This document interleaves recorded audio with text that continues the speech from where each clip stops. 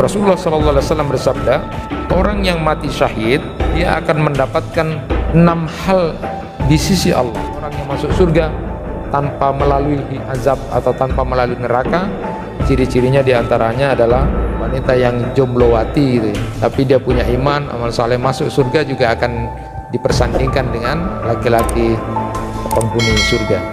Wanita dunia yang akan menjadi bidadari surga itu adalah al-wadud, al-walud, lalu kemudian Allah Subhanahu wa taala di dalam Al-Qur'an itu memberikan gambaran, mengumpamakan bidadari dengan 3 perumpamaan. Sungguh kerudung nasif ya, nasif itu kerudungnya saja itu yang ada di atas kepala bidadari itu jauh lebih baik dari dunia dan isinya.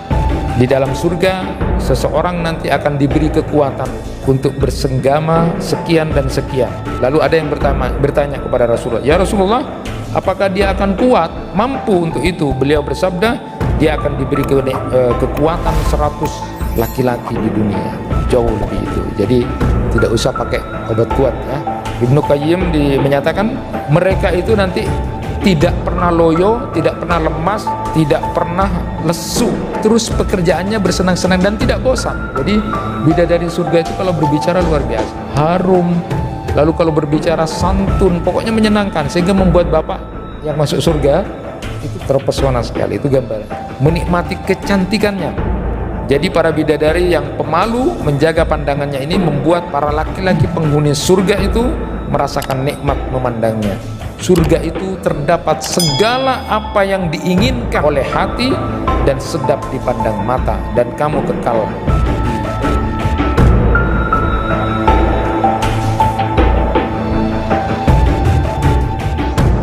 Assalamualaikum warahmatullahi wabarakatuh.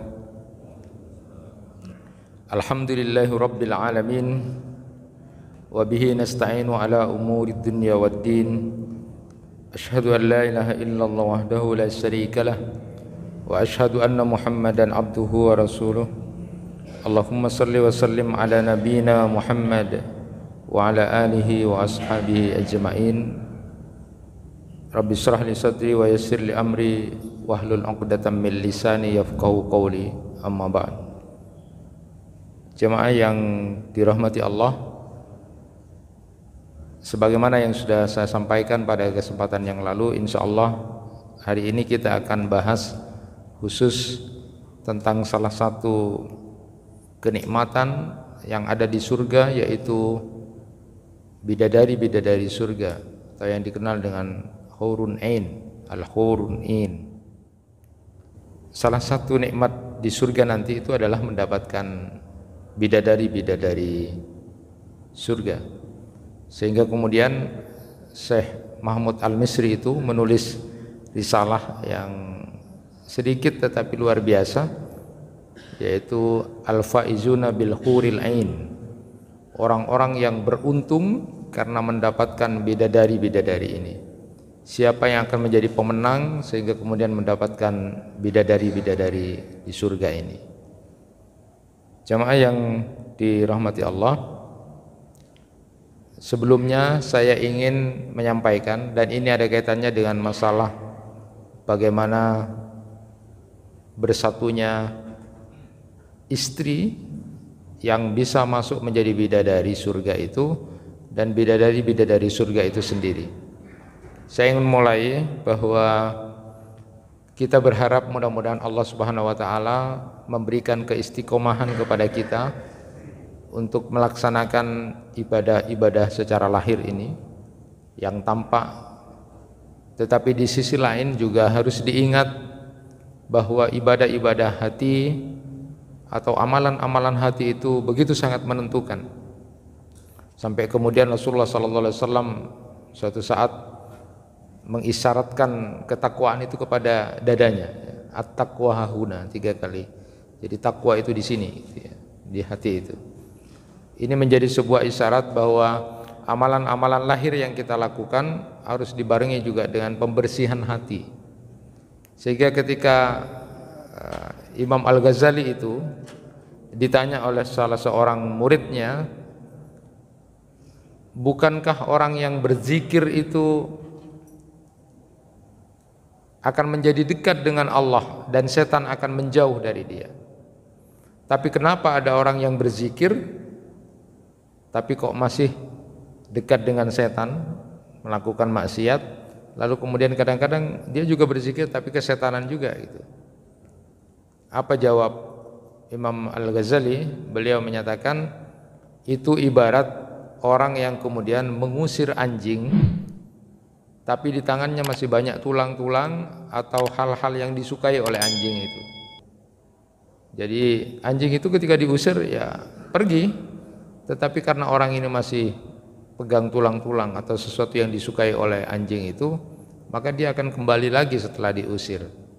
Itu merupakan sebuah gambaran buat kita bahwa kalaupun kita ibadah lahirnya ini ada, tetapi tidak dibarengi dengan pembersihan hati, tidak ada dendam, tidak ada benci, tidak ada iri hati, maka itu harus kemudian dilenyapkan atau dihilangkan. Dan bahkan itu digambarkan surga itu nanti, ya, surga itu nanti adalah dimasuki orang-orang yang hatinya sudah bersih, yang hatinya sudah tidak ada lagi hal-hal semacam itu. Kaitannya dengan itu, bahwa nanti pertanyaan yang sering muncul adalah bagaimana dengan perempuan-perempuan yang kemudian menjadi istri di surga itu karena dia masuk surga, sedangkan suaminya juga diberikan hadiah bidadari-bidadari surga itu. Apa kemudian tidak bertengkar atau cekcok itu nanti? Jemaah yang dirahmati Allah, bahwa Allah Subhanahu wa taala sudah mencabut sifat-sifat jelek itu. Jadi sifat dendam, benci, iri hati, termasuk diantaranya adalah marah, kecemburuan, itu nanti ketika sudah masuk surga itu sudah dihilangkan, sudah dilenyapkan. Betul bahwa secara psikologis perempuan yang hidup di dunia itu adalah cemburu, egois, ada suka iri hati. Namun ketika sudah masuk ke surga, maka ketiga sifat ini sudah dilenyapkan, sudah tidak ada lagi. Allah Subhanahu wa taala berfirman di dalam Quran surat Al-Hijr ayat 47 itu, wa naza'na ma fi sudurihim min ghillin ikhwana ala sururim mutaqabilin, dan kami lenyapkan segala rasa dendam yang ada dalam hati mereka. Mereka merasa bersaudara, duduk berhadap-hadapan di atas dipan-dipan. Jadi ghil itu, iri, dengki, itu sudah tidak ada lagi. Apalagi juga ghirah, cemburu itu. Dan Allah Subhanahu wa taala di situ menyebutkan dengan kalimat wanaza'na. Jadi dilenyapkan, tidak pakai rafa'na atau sahabna. Kami angkat atau kami cabut sebagai sebuah isyarat bahwa itu adalah bawaan sejak awal, tetapi memang sudah dilenyapkan.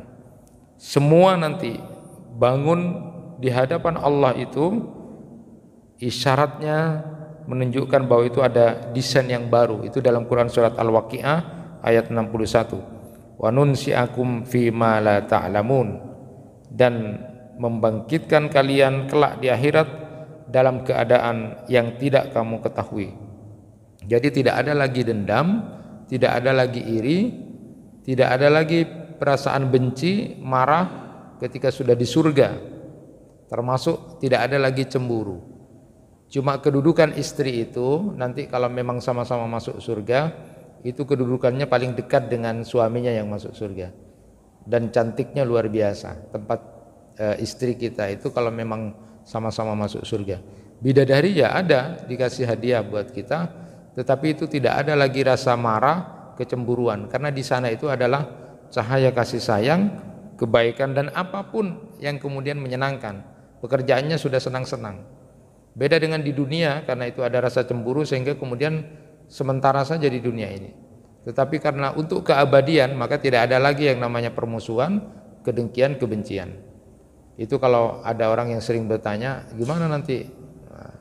Jadi tidak bisa disamakan antara kondisi di dunia dengan di akhirat atau di surga, karena di sana sudah tidak ada lagi kebencian, kemarahan, apalagi kecemburuan yang dimunculkan kalau misalnya antara perempuan-perempuan di sana kemudian masuk surga. Jemaah yang dirahmati Allah, kita ingin mulai kajian ini dengan mengawali apa yang disampaikan oleh Syekh Ahmad Ali Muhammad As-Salabi itu di kitab Al-Iman Biyaumil Akhir itu, ketika ada pertanyaan sebenarnya nanti di surga itu lebih banyak laki-laki apa perempuan. Ini sudah ternyata di zaman sahabat sudah sering ada perdebatan ini, perbincangan itu. Jadi mereka saling berbangga-bangga, saling berbincang-bincang, ya laki-laki, ya perempuan itu. Dan mereka punya dalil masing-masing. Nah, ketika ditanya kepada Abu Hurairah tentang pertanyaan ini, sebenarnya nanti di surga itu lebih banyak laki-laki atau perempuan?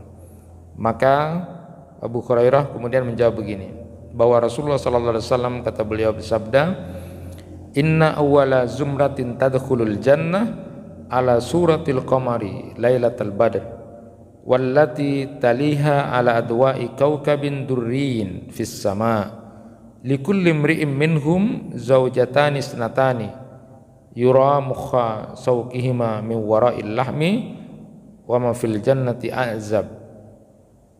Rombongan pertama yang masuk surga itu memiliki rupa seperti bulan purnama, dan lalu kemudian rombongan berikutnya itu laksana bintang yang bersinar. Masing-masing orang dari mereka itu akan mendapatkan 2 orang istri yang isi betisnya terlihat di balik dagingnya, dan di surga tidak ada yang hidup membujang.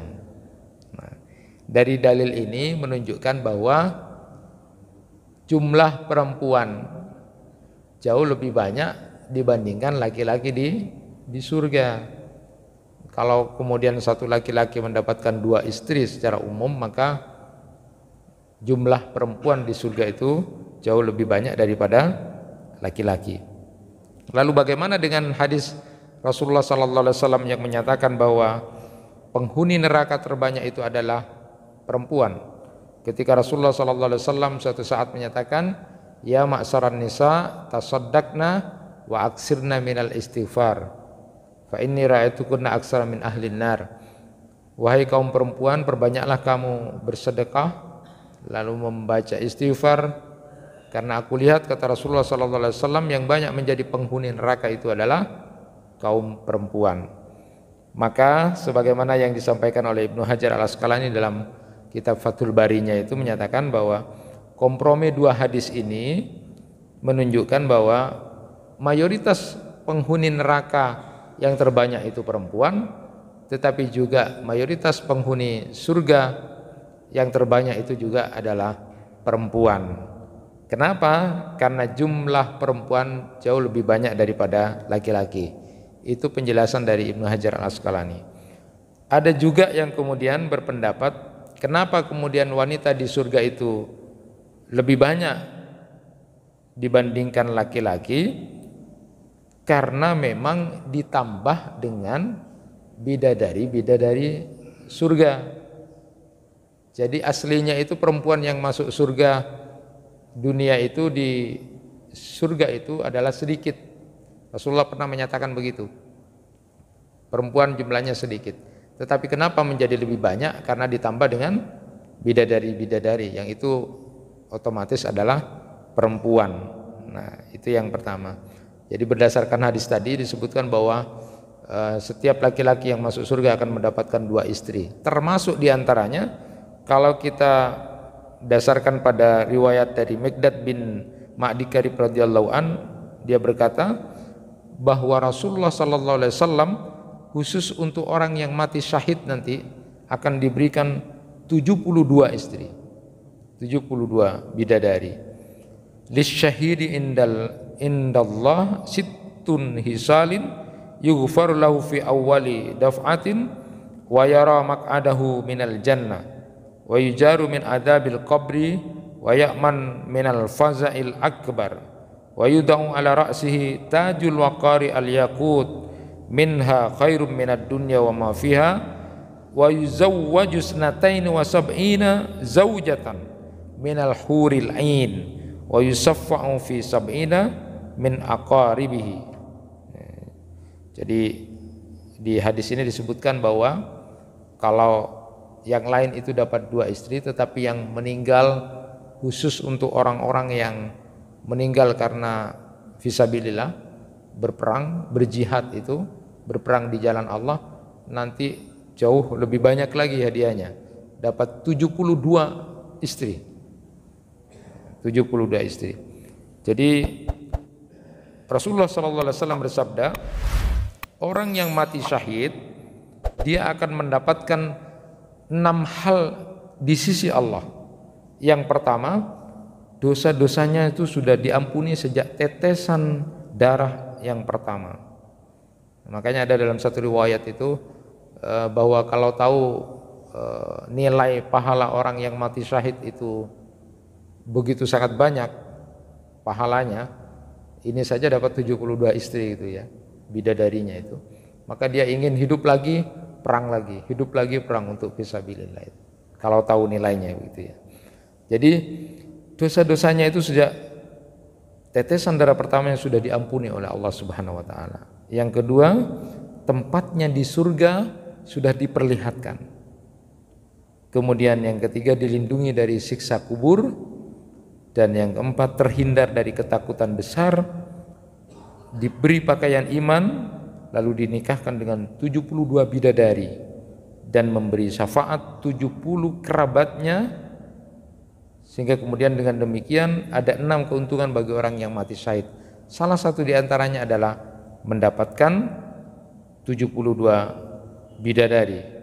Itu jadinya nanti jumlahnya jauh lebih banyak lagi gitu, daripada yang tadi yang 2. Sehingga kemudian kalau ada yang berpendapat bahwa jumlah perempuan itu jauh lebih banyak di surga, itu adalah karena memang ada banyak perempuan yang merupakan bidadari surga itu. Nah, itu amalan orang yang mati syahid.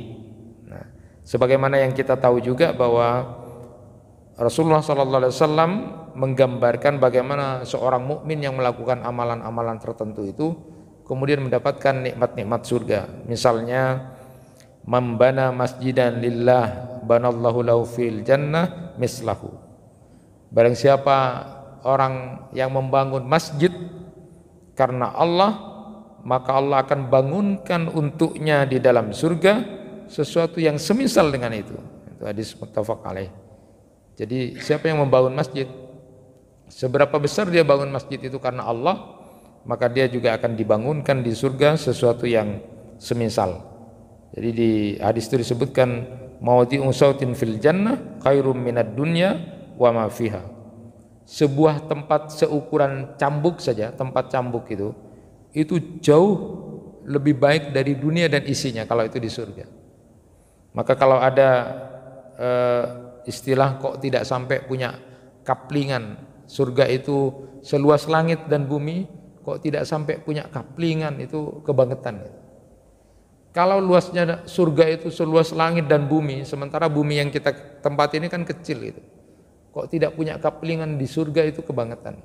Bukankah Allah Subhanahu wa taala melalui Rasulullah SAW juga sudah memberikan gambaran bagaimana amalan-amalan itu ditawarkan? Di antaranya ini, siapa yang bangun masjid, maka dia akan dibangunkan sebagaimana dia juga bangun masjid itu. Jadi tempat cambuk saja yang kecil misalnya, itu jauh lebih baik dari dunia dan isinya, apalagi kemudian dia membangun masjid dengan penuh keikhlasan misalnya. Lalu disebutkan lagi di hadis yang lain misalnya, man shalla fil yaumi wal lailah sintai asrata raq'atan bunyalahu baitun fil jannah. Siapa yang kemudian sholat sunnah dalam sehari semalam 12 rakaat, maka dibangunkan untuknya sebuah rumah di surga. Jadi paling tidak sholat sunat rawatib itu kalau ajek kita lakukan, jadi 2 rakaat sebelum subuh, lalu kemudian 4 rakaat sebelum duhur, 2 rakaat sesudah duhur atau sebaliknya, lalu kemudian 2 rakaat sesudah maghrib dan 2 rakaat sesudah isya, maka paling tidak kalau itu ajek dilakukan, maka Allah akan bangunkan istana di surga. Ini gambaran-gambaran amalan-amalan yang dilakukan sehingga kemudian dia mendapatkan kenikmatan di surga itu. Juga Rasulullah sallallahu alaihi wasallam bersabda, "Inna fil jannah ghurafan tura dhuhuruha min butuniha wa butunuha min dhuhuriha."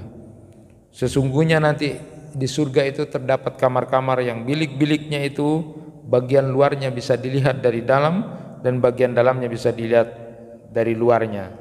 Ketika ada seorang yang bertanya kepada Rasulullah, "Liman hiya ya Rasulullah sallallahu alaihi wasallam?" Qala, "Liman atabal kalam wa at'amut ta'am wa adamas siyam wa shalla lillah bil lail wan nasu niyamun." Rasulullah sallallahu alaihi wasallam menyatakan kamar yang indah itu, bilik yang indah itu akan diberikan kepada orang yang bertutur kata sopan, dia kalau berbicara santun, lalu suka memberi makan, lalu kemudian merutinkan puasa, lalu dia sholat di waktu malam ketika manusia sedang tertidur. Jadi kenikmatan di surga itu, kamar-kamarnya yang indah dan sebagainya, yang itu saya sampaikan kemarin merupakan gambaran untuk mendekatkan diri saja kepada mindset berpikir kita. Nanti itu diberikan kepada orang-orang yang kemudian ketika dia berbicara santun, ya, lalu kemudian suka memberi makan, lalu kemudian mendawamkan, membiasakan puasa, lalu kemudian dia sholat malam di saat banyak orang yang tidur.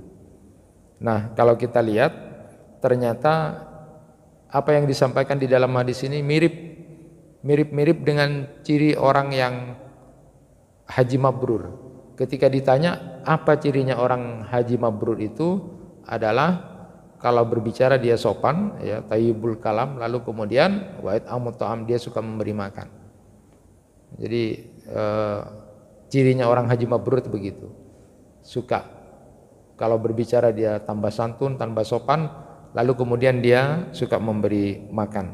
Sama juga dengan ciri-ciri yang disampaikan oleh Rasulullah sallallahu alaihi wasallam, bahwa nanti orang yang masuk surga tanpa melalui azab atau tanpa melalui neraka, ciri-cirinya diantaranya adalah dia juga suka bangun di tengah malam, lalu juga kemudian menyebarkan salam, lalu juga memberikan makan dan suka silaturahim. Mirip-mirip sebenarnya. Ini ciri-ciri sebenarnya adalah ciri-ciri penduduk surga.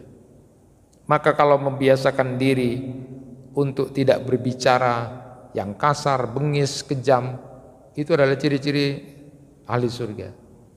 Namun kalau kemudian di kesehariannya sudah berkata-kata kasar, berkata-kata kotor, berkata-kata jorok, bengis, kejam, maka itu jauh dari model bicaranya orang-orang yang ahli surga.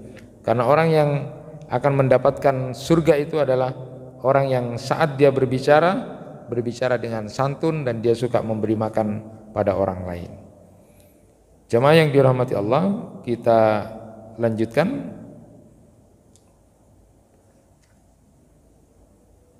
Ada juga kemudian yang berpendapat di At-Tazkirahnya itu, Imam Al-Qurtubi saat mengomentari tentang kaum wanita adalah penghuni neraka terbanyak.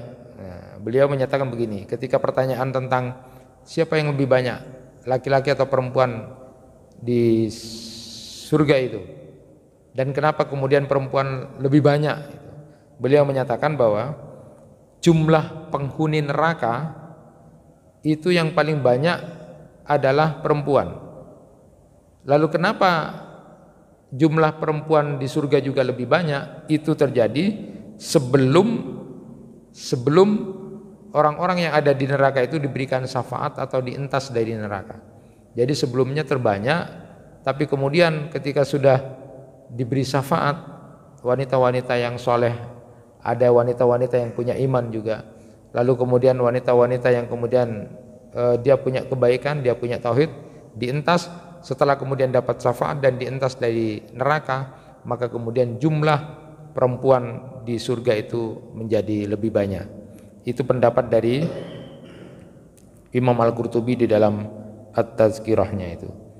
Sekedar keterangan Bapak dan Ibu, bahwa bila nanti wanita dunia itu masuk surga, jadi wanita dunia yang masuk surga itu, maka kalau dia masuk bersama suaminya, maka istri tersebut akan disatukan dengan suaminya di surga jika memang keduanya masuk surga.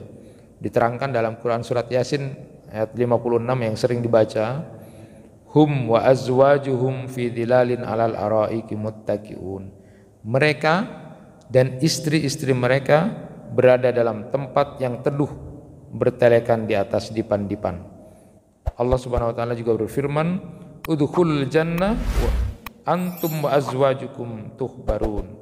Dalam Quran surat Az-Zuhruf ayat 70, masuklah kamu ke dalam surga, kamu dan istri-istri kamu digembirakan. Kalau nanti kemudian yang wanita dunia ini masuk surga dengan, mohon maaf, dengan jumlah suami yang berbilang,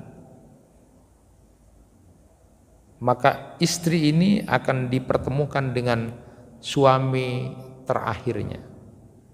Jika ditakdirkan sama-sama masuk surga, laki-lakinya atau suaminya, maka dia akan dipertemukan dengan suami yang terakhir.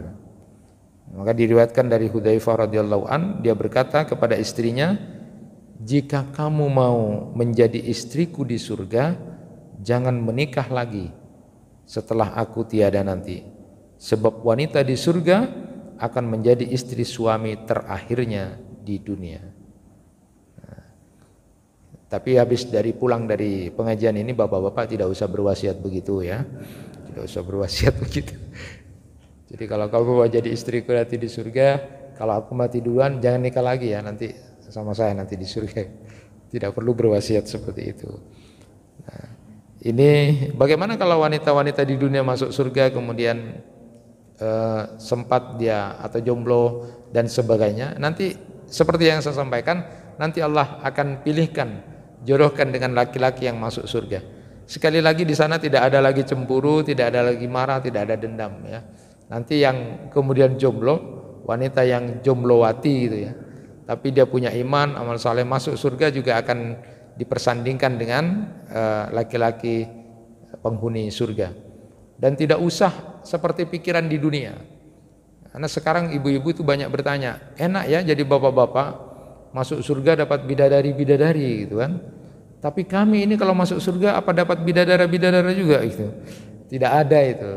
Karena memang desainnya beda.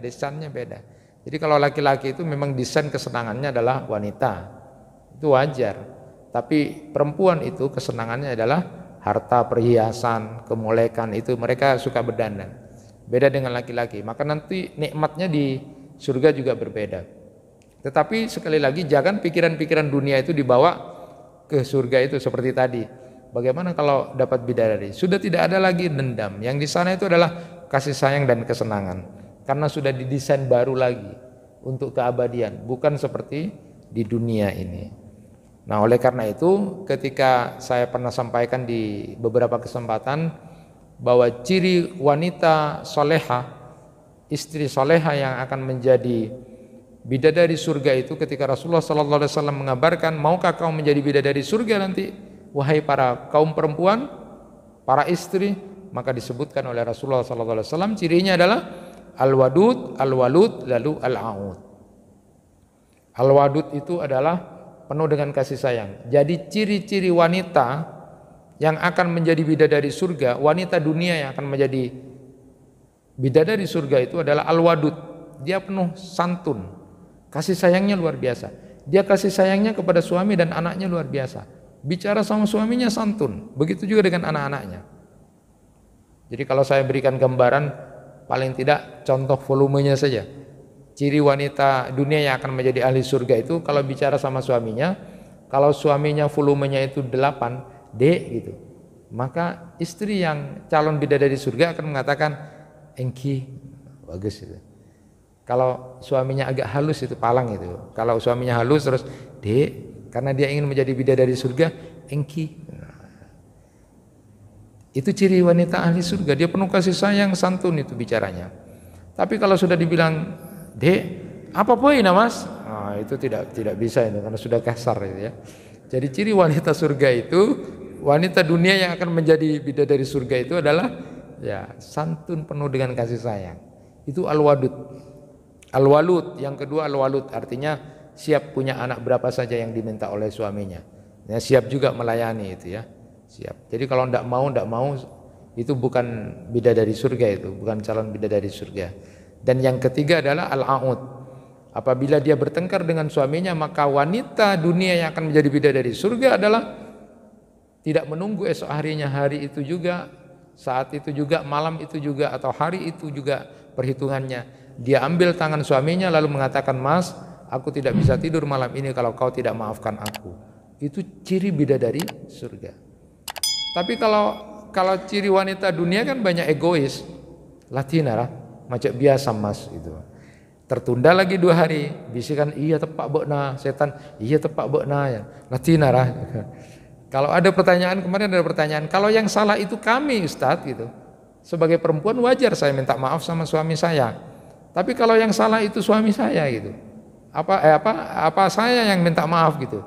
Saya bilang hadisnya begitu Bu, coba aja. Dan ternyata ada orang yang pernah lapor, pernah saya begitu. Yang salah itu suami saya Ustadz. Tapi saya yang minta maaf duluan karena saya berpikir akan menjadi bidadari surga. Ternyata apa? Betul.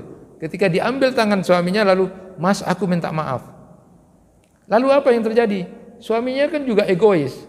Karena dia merasa egois, lalu kemudian dia merasa bahwa suaminya saya yang salah, tapi kenapa istri saya yang minta maaf? Apa yang terjadi? Karena wanita ini berpikir akan menjadi wanita ahli surga, ketika minta maaf padahal yang salah suaminya, karena dia berpikir mau menjadi wanita surga, apa yang terjadi? Suaminya menjadi luluh. Ya Allah deh, engkau saya salah benar-benar, engkau saya salah, engkau saya minta maaf. Karena istrinya yang minta maaf duluan, dia berpikir untuk menjadi ahli surga. Nah, tapi kalau dibiarkan terus, tidak bisa.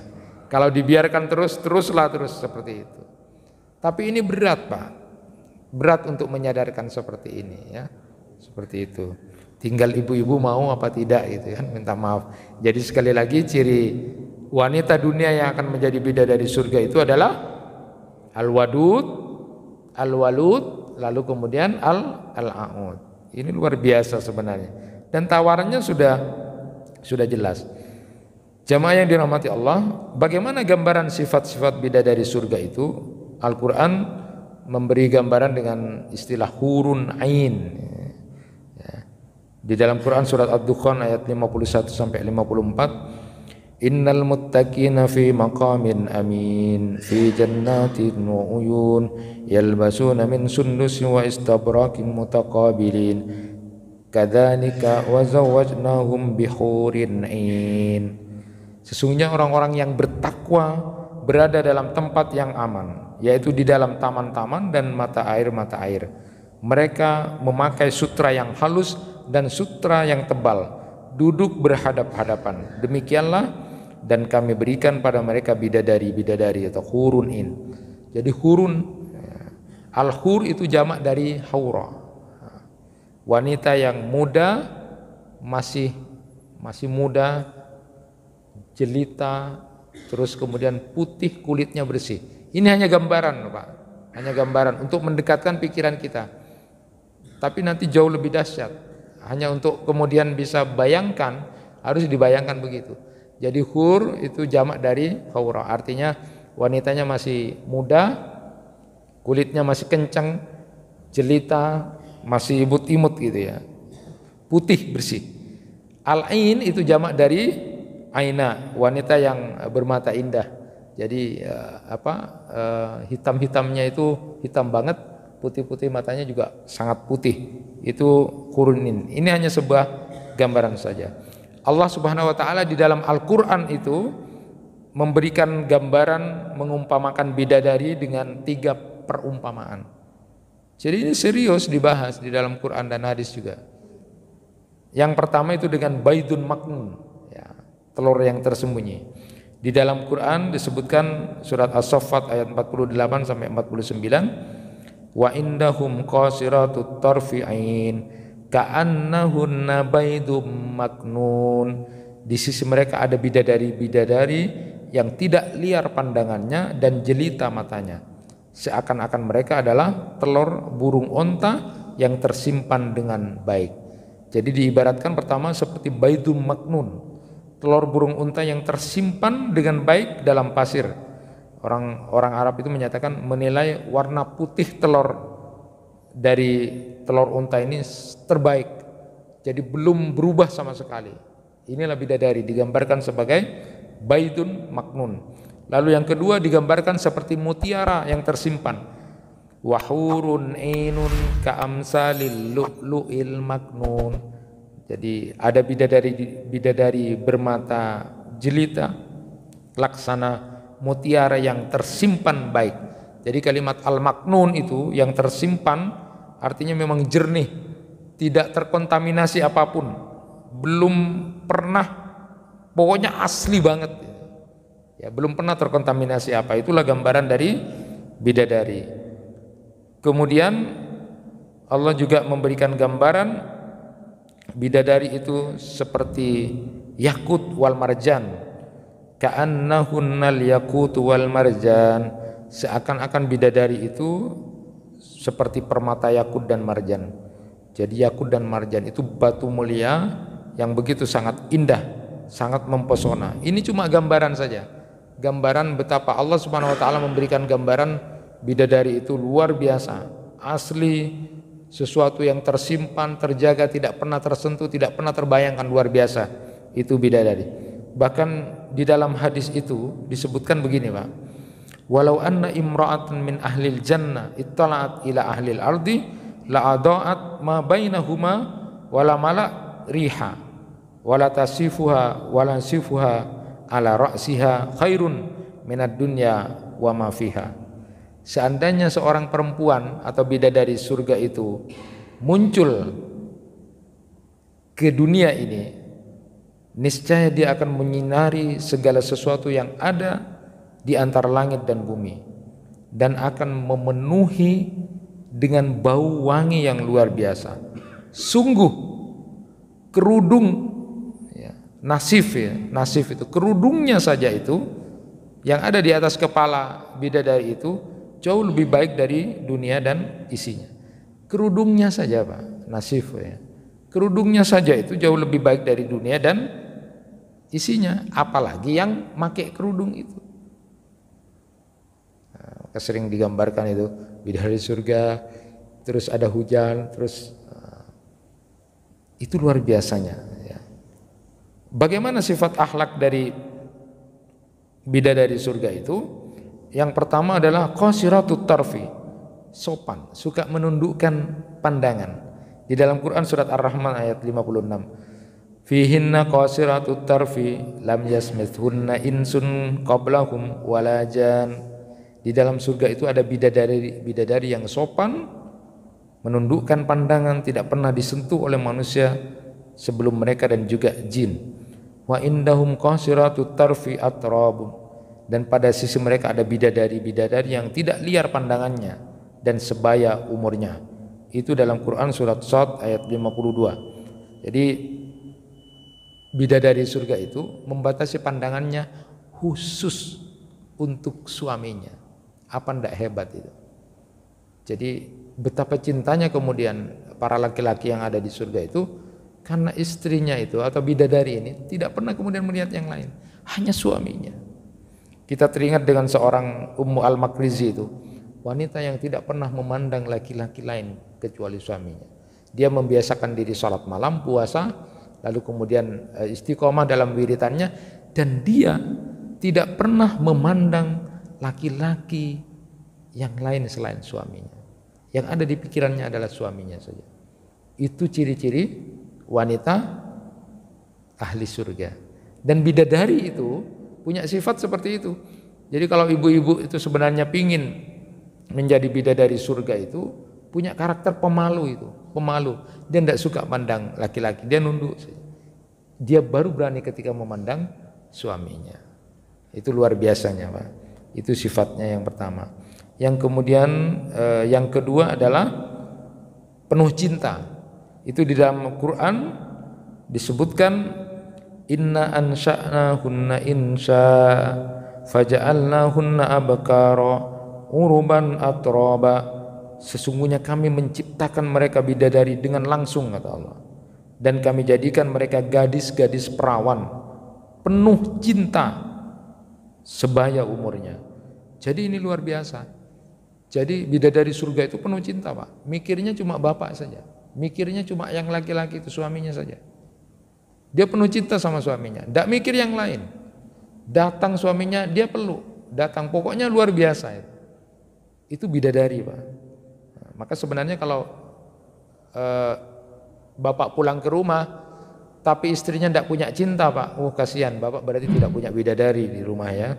Harusnya ketika bapak datang dipeluk, disayang, penuh cinta, itu bidadari. Tapi kalau bapak pulang ke rumah pangkoroe, Pak, tidak dijauhi, berarti tidak ada bidadari, Pak, di rumah bapak. Harusnya bidadari surga itu penuh dengan cinta itu. Ingat kepada Ummu Ruman binti Amir itu, istri dari Abu Bakar As-Siddiq, ketika Rasulullah menyatakan man sarruhu ayyandura ila imra'atin minal huril in falyandur ila Ummi Ruman. Itu istrinya Abu Bakar, dipuji oleh Rasulullah. Istrinya Abu Bakar itu luar biasa. Kalau pingin tahu bidadari surga sekarang ini, ya itu istrinya Abu Bakar. Nanti boleh dikaji tentang istrinya Abu Bakar. Sampai kemudian ketika beliau meninggal, Ummu Ruman meninggal, Rasulullah sendiri yang menguburkan. Rasulullah yang turun ke bawah, yang memasukkan ke kuburan itu. Sambil beliau berdoa, Allahumma la yahfa alaik malakita Ummu Ruman fika wa fi rasulik. Ya Allah, Engkau Maha melihat apa yang dilakukan oleh Ummu Ruman, maka kemudian karena dia melakukan apapun karena Engkau dan karena Rasulmu.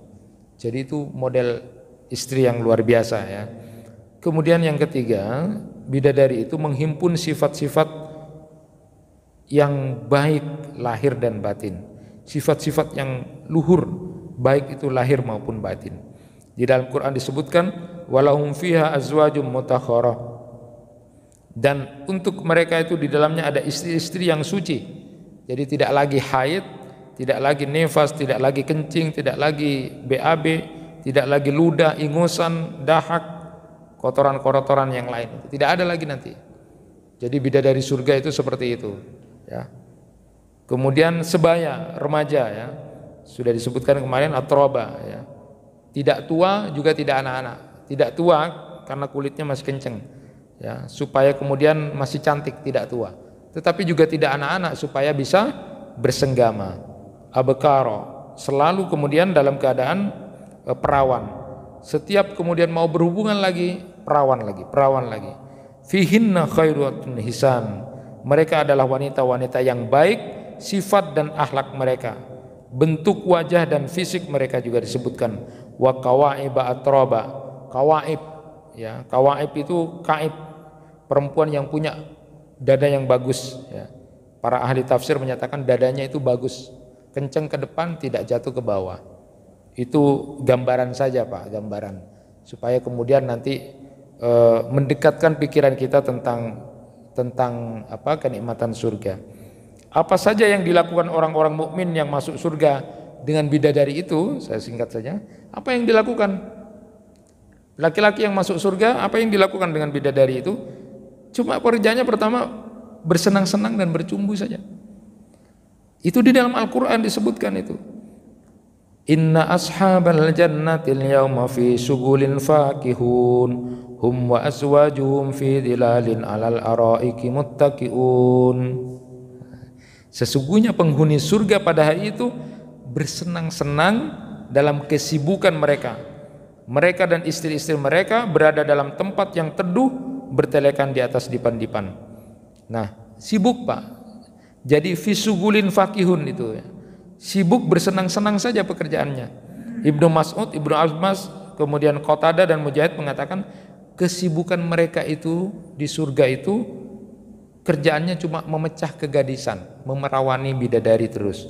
Itu pekerjaannya laki-laki di surga. Tidak usah dibayangkan, Pak. Cuma ini gambaran saja untuk mendekatkan nikmatnya. Salah satu kenikmatan itu, salah satu kenikmatan saja itu. Rasulullah sallallahu alaihi wasallam bersabda, "Innar rajula la yansilu fil yaumi ila mi'ati adra." Sungguh seorang laki-laki dapat menggilir dalam sehari 100 perawan, 100 bidadari. Disahihkan oleh Syekh Albani. Nabi juga bersabda, yu'tal mu'min fil jannah quwwatan kada wa kada minal jima. Qila ya Rasulullah au yutiku dzalik? Qala yu'ta quwwata mi'ah. Di dalam surga seseorang nanti akan diberi kekuatan untuk bersenggama sekian dan sekian.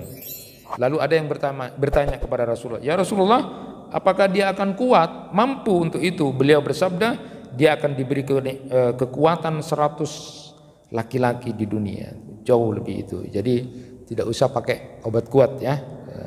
Ibnu Qayyim menyatakan mereka itu nanti tidak pernah loyo, tidak pernah lemas, tidak pernah lesu, terus pekerjaannya bersenang-senang dan tidak bosan. Nah, sekali lagi ini gambaran saja, kemudian beda dengan di dunia. Jadi apakah tidak bosan begitu terus? Enggak. Jadi tidak loyo, tidak lesu, tidak lemah, ya terus saja ya menikmati seperti itu. Pekerjaannya di samping bersenang-senang bercumbu dengan istri yang masuk surga dan bidadari, berbincang bersenang-senang. Jadi kerjaannya cuma itu saja, mendengar nyanyiannya. Jadi bidadari surga itu menyanyi juga ya. Jadi udkhulul jannah antum wa azwajukum tuhbarun. Ini dalam Al-Qur'an semua. Ini gambaran Al-Qur'an. Masuklah kamu ke dalam surga, kamu dan istri-istri kamu digembirakan. Jadi Al-Hibara itu menyatakan kelezatan mendengarkan nyanyian atau omongan. Jadi bidadari surga itu kalau berbicara luar biasa, harum, lalu kalau berbicara santun, pokoknya menyenangkan, sehingga membuat bapak yang masuk surga itu menjadi terpesona sekali. Itu gambaran saja, menikmati kecantikannya. Jadi para bidadari yang pemalu menjaga pandangannya ini membuat para laki-laki penghuni surga itu merasakan nikmat memandangnya. Ma tastahi al-anfus wa taladdul a'yun wa antum fiha khalidun. Surga itu terdapat segala apa yang diinginkan oleh hati dan sedap dipandang mata, dan kamu kekal di dalamnya. Jadi Rasulullah juga menyampaikan bahwa bila seorang wanita bidadari muncul ke bumi, niscaya dia akan menerangi ruang langit dan bumi dan memenuhi aroma harumnya yang luar biasa. Yang terakhir sekarang Pak disebutkan, ini peringatan buat ibu-ibu juga. Rasulullah sallallahu alaihi wasallam bersabda begini, la tu'di imra'atun zawjaha fid dunya illa qalat zawjatuhu minal huril ain la tu'dhihi qatalakillah fa innama huwa inda dakhilun yusik ayyugharik ilaina. Tidaklah seorang istri menyakiti suaminya di dunia, melainkan istrinya dari kalangan bidadari akan berkata, jangan kamu sakiti dia, jangan kamu sakiti dia, semoga Allah memerangimu. Dia hanya teman di sisimu dan hampir akan meninggalkan kamu menuju kami. Rawahu Tirmidzi. Ini luar biasa.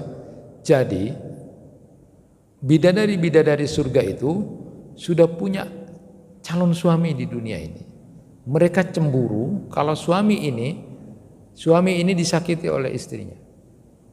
Jadi kalau ada istri yang suka menyakiti suaminya, padahal suaminya baik, sabar, ini umum ya Pak, umum artinya sabar, baik ya, memenuhi, tapi kok dia sering disakiti oleh istrinya, maka itu bidadari-bidadari surga itu tidak terima. Jangan kamu sakiti dia, dia cuma tamu kepada kamu sebentar lagi dia akan jadi milik.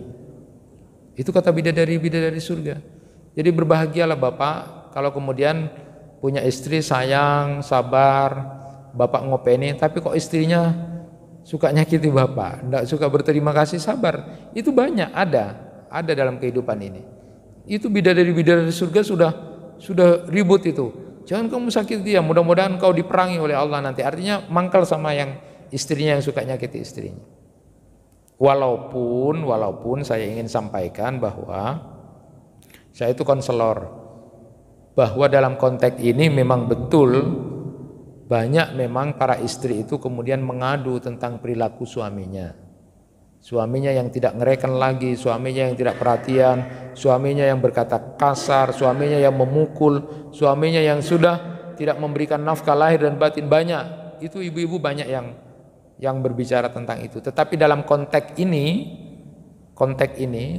bahwa nanti bidadari surga itu marah, mangkel kepada laki-laki yang kemudian disakiti oleh istrinya. Karena suaminya itu baik sebenarnya, tapi istrinya yang menyakiti. Untuk itu diingatkan kepada ibu-ibu khususnya, sebagaimana yang ditulis oleh salah seorang ulama dalam kitab Al-Anful Usaranya itu, beliau menyatakan begini. Pertama, jangan mengingkari kebaikan suami. Mara'aitu minka khairun qat, itu banyak yang menjadi kenapa kemudian wanita banyak masuk neraka itu karena banyak mengingkari kebaikan suaminya.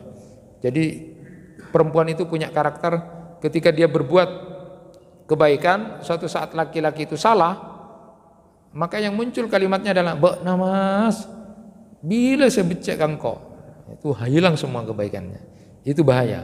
Yang kedua, menuntut cerai tanpa alasan yang dibenarkan. Ayyuma imra'atin sa'al zaujaha tolakan min ghairi ba'sin faharamun 'alaiha ra'iyatul jannah.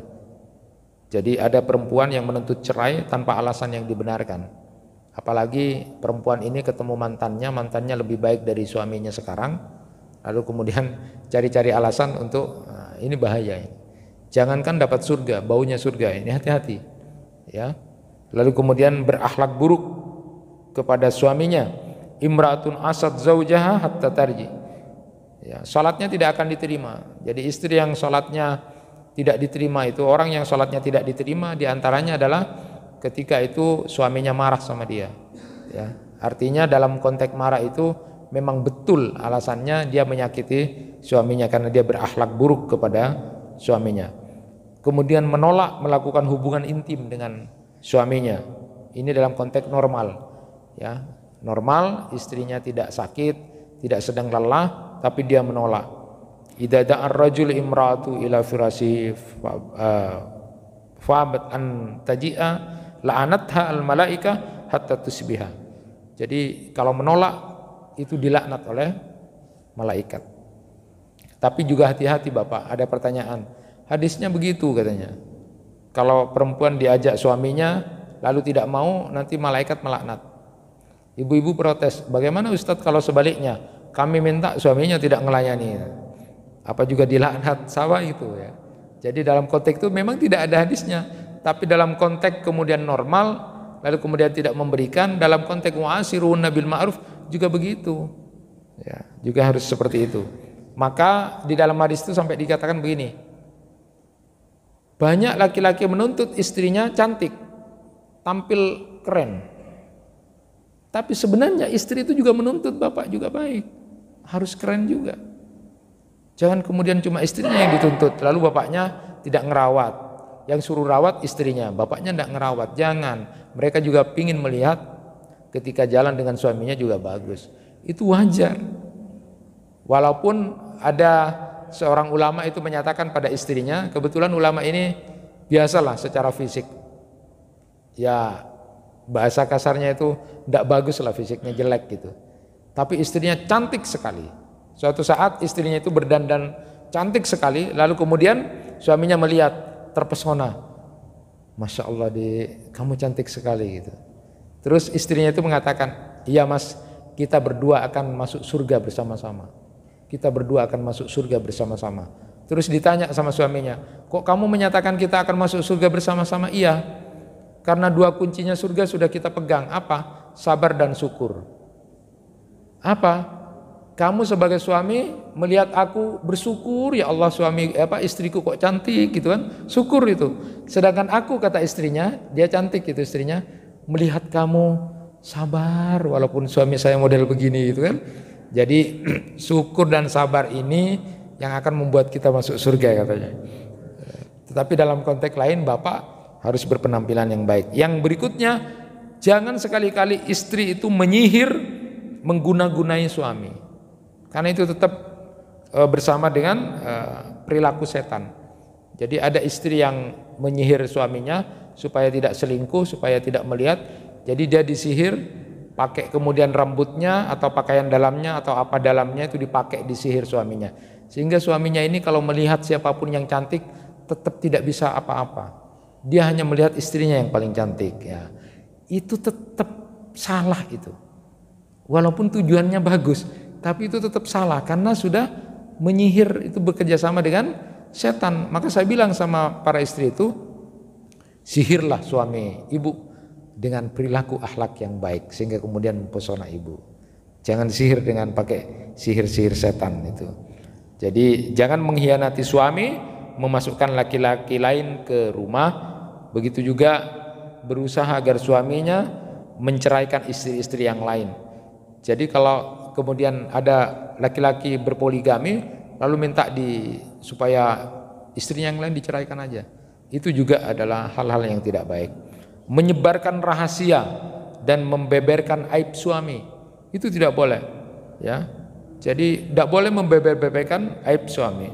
Dan banyak hal, memboikot suami, menuduh suami dengan hal yang tidak dilakukan, berkata keji, lalu kemudian berkata-kata kasar, membanding-bandingkan dengan laki-laki lain atau mencela kemiskinannya, itu juga hal yang tidak baik. Intinya bahwa istri sebenarnya disuruh sujud ya, disuruh sujud kepada suami. Andaikan ada sujud selain kepada Allah, ini majas saja bahwa seorang perempuan itu harus berbakti kepada suami.